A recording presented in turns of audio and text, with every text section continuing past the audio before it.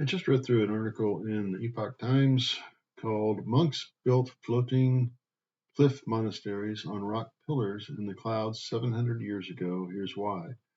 And here you have a picture that accompanies the article with the credit there in the lower right.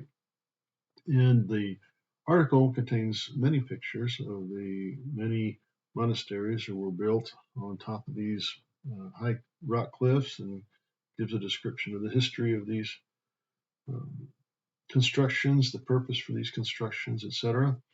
It just strikes me that one of the things that we're failing to communicate to young people today, and even to fellow elder citizens today, is the importance of history, the importance of having something to live for that matters, not only for oneself today, but for the kind of future that one is laying the groundwork for.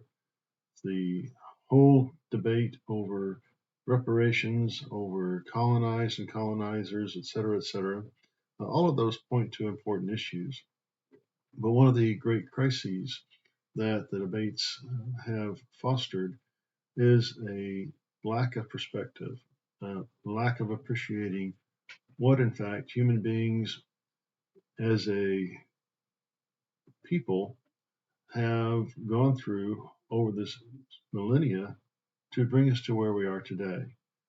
And I would suggest that on both the left and the right, we have a discussion dominated by people who have failed to appreciate the value of the human effort, the effort by human beings to create and preserve a society, a culture that is worth creating and preserving, and the failure, particularly in recent history, to emphasize what it is that we can accomplish together as opposed to trying to destroy that which we see as contrary to the things that we stand for, particularly coming in the context of a liberal democratic state, the United States.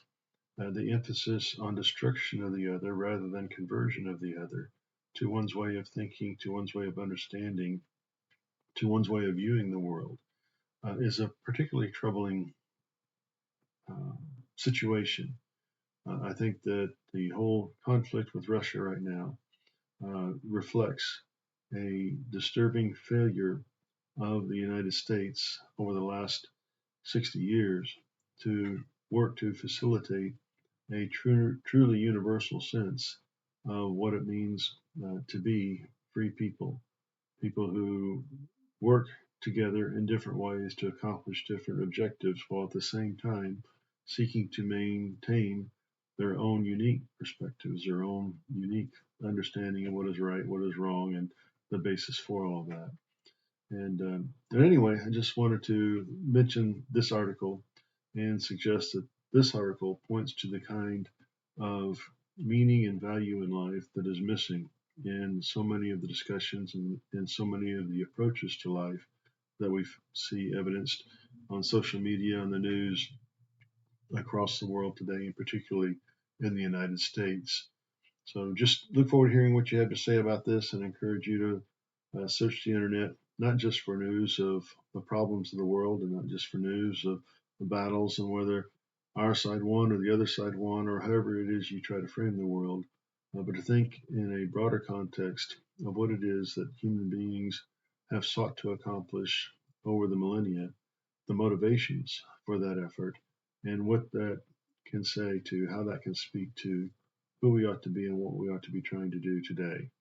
Thank you very much for your time. Look forward to hearing what you have to say. I encourage you to go to the Epoch Times to read this article and other articles that they have produced. Thank you very much. Bye bye.